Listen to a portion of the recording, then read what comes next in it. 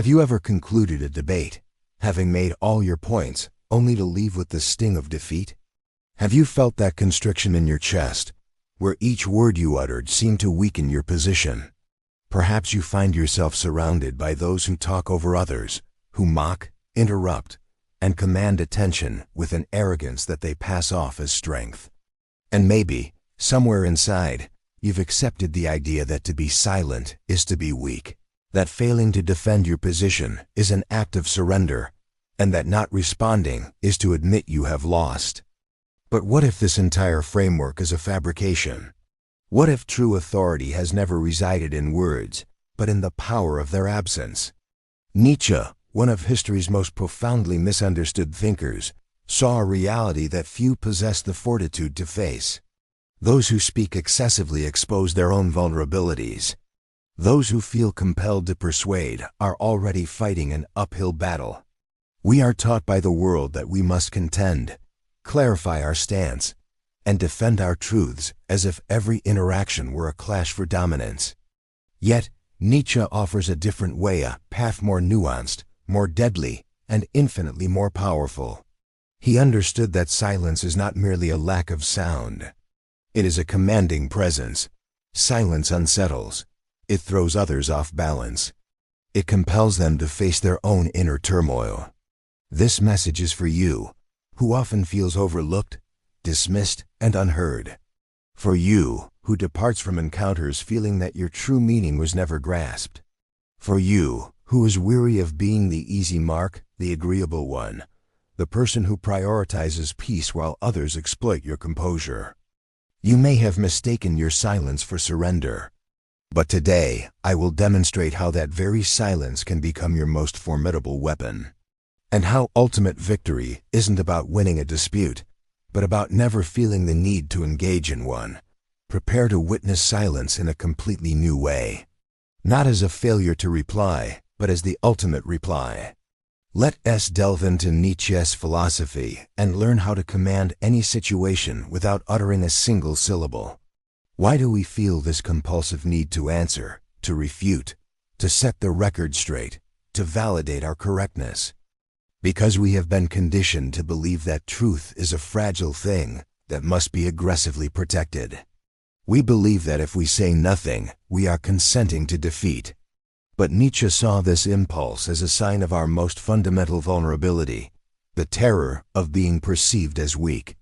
And fueling this terror is the ego. A brittle ego that cannot tolerate being challenged, that interprets disagreement as a personal assault, and that transforms every discussion into a war zone. Nietzsche stated that the majority of people, when they argue, are not in pursuit of truth. They are in pursuit of control. They aim to reinforce their own beliefs, not because those beliefs are sound, but because if they were to falter, their entire sense of self would collapse. Argument, in this context, is not a vehicle for enlightenment. It is a shield, a panicked attempt by the ego to control the story. And what does that signify? It means when you feel that powerful urge to explain yourself, to validate your opinion, you have already walked into their trap and forfeited the game. Because the very need to justify your stance proves you are still ensnared by the desire for approval, for acceptance, for validation. Nietzsche termed this the herd morality. It is the mindset of those who operate according to the standards of others, who crave being perceived as decent, right, and good. But this search for validation is the very thing that holds you in a state of weakness. True power, Nietzsche argued, is not found in persuading the masses, but in having no need to. It is in maintaining your conviction amid mockery, criticism, and dismissal.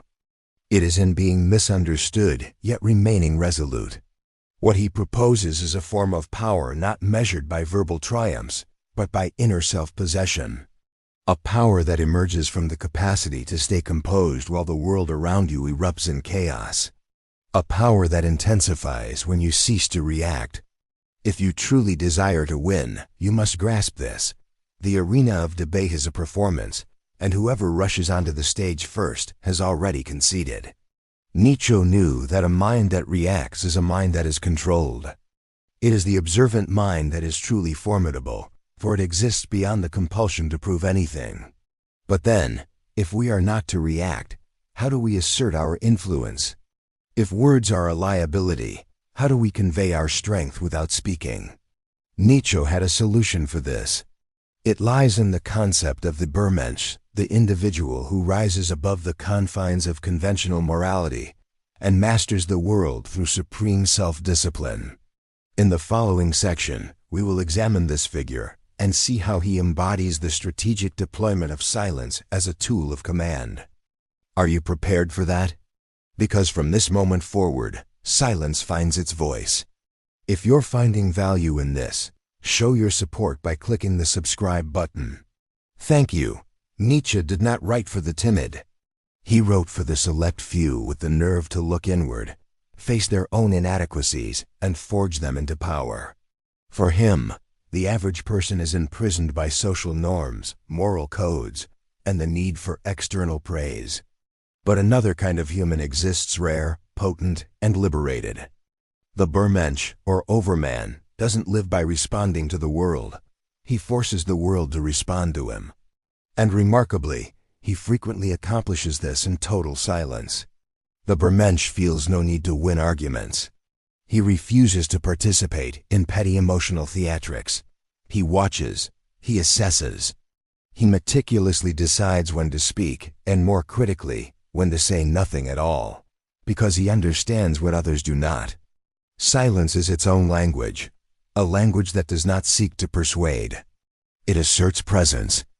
The silence of the Übermensch is not vacant. It is a warning. It is authority. It is the sound of absolute self-control.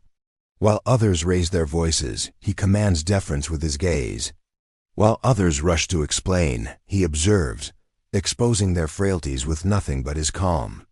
His silence is an impenetrable wall. The person on the other side grows frantic, trying to decipher what it means. And in that agitation, they err. They say too much.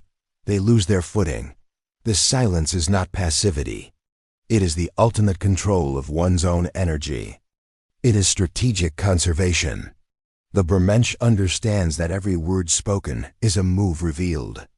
Every emotional response is the exposure of a pressure point. This is why he stays quiet. Not because he lacks something to say, but because nothing needs to be said. He has moved beyond the desire to prove his worth to anyone. His existence itself is a statement. And more than that, it is unsettling, because his quietude forces others to listen to themselves, to contend with their own internal clamor. In a world of noise, he who masters silence is a king. Nietzsche envisioned the Übermensch as one who forges his own values, his own ethics, his own code. He is not reliant on anyone's approval. And for this reason, he is feared, because nothing is more destabilizing than a person who cannot be swayed by guilt, intimidation, or the desire for acceptance. His silence is the armor against all such manipulations. And when he does speak, his words are chosen to bring down an empire. But this poses a vital question. What makes silence so unnerving to others? Why do people feel so threatened when someone simply decides not to respond? What is happening inside the mind when the expected battle of words is met with a powerful void? The answer is psychological, and we will explore that in the next section. Because to grasp the power of silence, one must first grasp the chaos it incites in the minds of others. And trust me, it runs far deeper than you imagine. Silence is not just the absence of noise. It is a mirror, and for many, the reflection is intolerable. When you decide not to react, you aren't merely quieting your own voice. You are compelling the other person to listen to theirs, to face their own assertions without the buffer of your resistance. And that is profoundly destabilizing. Because most people don't speak to communicate. They speak to defend, to reassure themselves, to mask the void between their words and their reality. And when you hold your tongue, their facade crumbles. Social psychology confirms that in heated exchanges, silence is interpreted as a form of judgment. It makes no difference if you are simply paying attention. The speaker begins to feel scrutinized, vulnerable. Why? Because without your reply, Without your feedback, they have lost command of the situation. The brain enters a state of high alert. The amygdala, our center for fear and anxiety, flares up. The other person begins to cast their own insecurities onto you. Is he judging me? Did he see my hesitation? Does he know I'm not telling the truth? In this mental war, silence functions as an unseen weapon. It wounds where no one can see, but the pain is felt by all. Nietzsche intuited this long before modern science proved it. For him, the common person is a slave to their own reactions. They act from impulse, respond from vanity, and speak from a fear of being ignored. The superior individual, the one who has mastered himself, remains silent because he knows every word offered is a piece given to the opponent. Every emotional outburst is an unintentional signal revealing where he can be struck. Furthermore, silence has a crippling effect on manipulators. Individuals who thrive on controlling others emotionally rely on your reactions to fuel their game. When you offer no reaction, you sever the feedback loop, and the manipulator begins to panic. They require your response to affirm their own power. Without it, they become lost. They expose themselves. They reveal the very weakness they've worked so hard to conceal. But there's a deeper layer. Silence can also trigger old wounds. It brings forth traumas of rejection, abandonment, and humiliation, because in that moment, the other person sees they are not the center of your universe, that their words have no power, that their presence fails to command you. For the narcissistic ego, this is unbearable. That is why, when you stay silent, you are not merely defending. You are attacking where it counts most. At the core of their self-delusion. This is why silence demands immense strength. It is unsettling not only for them but also for you. It goes against every social instinct, against the urge to reply, to clarify, to be understood. But that is precisely why it is so potent. It requires self-mastery, and self-mastery is the only true form of power. Now that you see how silence works on another's mind, how it triggers insecurity, dismantles defenses, and exposes falsehoods, it is time to advance. To cease being a passive observer and become one who wields this power with intent and strategy. In the next section, you will learn the exact methods to turn silence into a conscious tool. You will learn how to win any confrontation without speaking a word. And once you master this, no one will ever control you again. The time has arrived to stop just appreciating the power of silence and to begin applying it. Because theory without action is meaningless. From this point forward, you will learn to shape your silence into a tool of precision. No longer a passive shield, but a finely honed instrument, ready to dissect the pretenses of others when they feel most secure. The first step is disarmingly simple, yet difficult. Be silent when every fiber of your being is screaming to respond. This demands power because your instincts will beg you to react. They will want to justify, to prove their correctness. But that urge is a weakness. Each time you surrender to it, you admit that you are still governed by others, that their opinion matters, that you are still a player in their game. Authentic silence is only born when you extinguish that need. When you realize you owe no one an explanation, and that truth exists whether it is spoken or not. The second weapon of silence is observation. While they talk, losing themselves in justifications, and filling the space with noise, you listen. Not as someone waiting for a pause to interject, but as a predator tracks its prey through the undergrowth. You detect the fears hidden in their speech, the small contradictions, the anxieties masked as confidence. And you retain it all. Because if and when you do speak, your words will be like a scalpel, aimed with the precision of someone who fully understands the other's emotional landscape. The third weapon is time. Master the art of the pause. A pause is an instrument of tension, and tension grants power. As the other person talks, anticipating your reply, and nothing comes, they begin to implode. The unease mounts. Their mind races to fill the gap with projections, anxieties, and suspicions. A single steady look from you, held in silence, can carry more weight than a dozen well-crafted arguments. The fourth weapon is unpredictability. When you command silence, you become impossible to predict. And what is unpredictable is always feared because others don't know how to prepare for you. When they don't know what you will do, they forfeit their advantage. They grow cautious. They start to weigh their own words carefully. You have inverted the dynamic. Instead of reacting, you have become the center of gravity in the exchange. At this level, silence is not a void, it is pure control. But be warned, do not mistake this silence for an action. Nietzsche never celebrated weakness. The silence described here is active, charged, and filled with purpose. You are not simply quiet. You are observing, planning, and positioning yourself with a strength that does not need to be shown to be felt. And when the opportune moment arrives, the moment after silence has made its point, you may utter a single phrase, a precise observation. That concludes the matter not because it was the loudest, but because it was the most true, insightful, and irrefutable. This leads us to an even more complex matter. Thus far, we have discussed using silence to win. But there are times when the objective is not just to win, but to survive emotionally. There are environments where people are not simply arguing with you. They are exploiting you, manipulating you, and draining your energy. And you, unknowingly, are handing over your power daily. You are being controlled without a single word being necessary. And this is where we reach the darkest part of our journey. When silence is no longer a tactic, but the desperate, unheard cry of someone who has lost command of their own existence. In the next part, we will uncover this reality and show how you might be being used without even knowing it. Because while you believe you are keeping the peace, someone else could be building an empire upon your silence. Nietzsche knew this well. Is there anything more insidious than being made silent? It is being trained to believe that silence is your only recourse.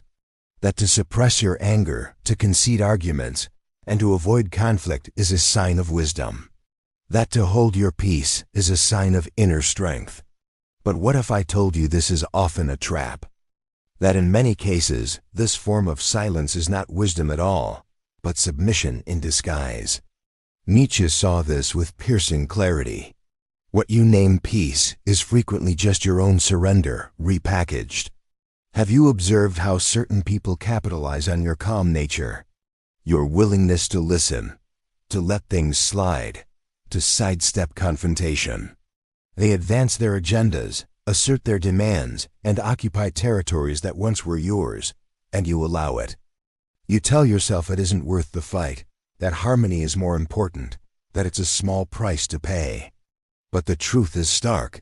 You are paying an exorbitant price for this illusion of peace.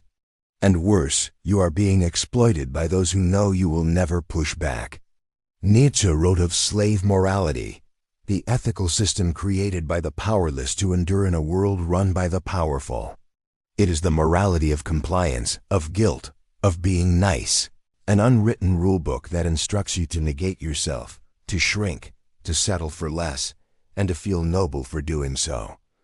But Nietzsche did not write for the resigned.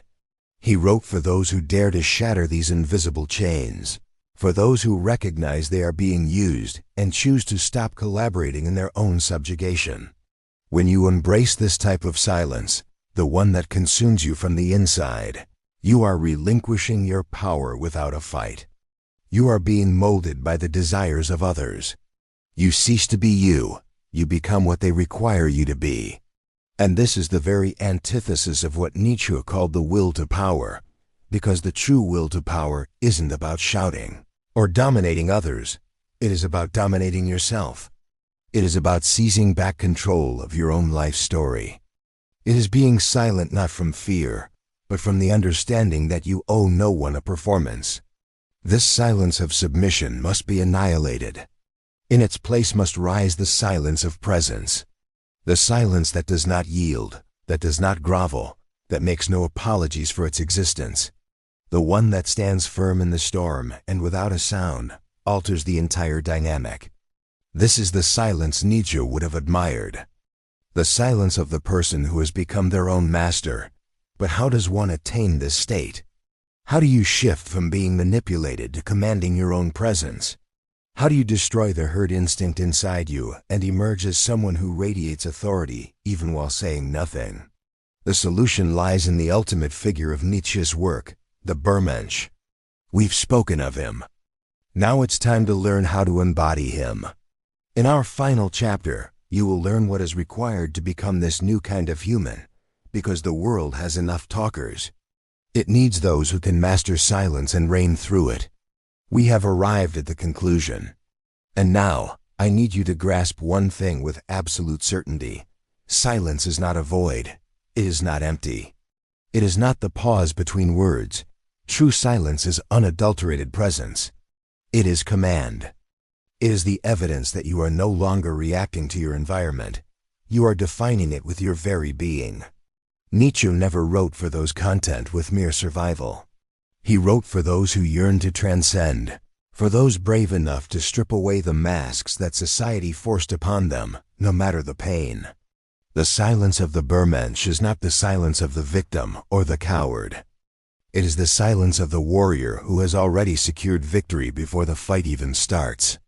It is the poise of one who no longer needs to prove his worth to anyone, because he knows his own value, and more profoundly, he knows what he will and will not tolerate. Now, examine your own life. How often have you stayed silent out of fear, guilt, or a desire not to cause trouble? How many times have you allowed others to choose for you, speak for you, and walk over your truth? No more. Nietzsche would declare that to live this way is an insult to life itself.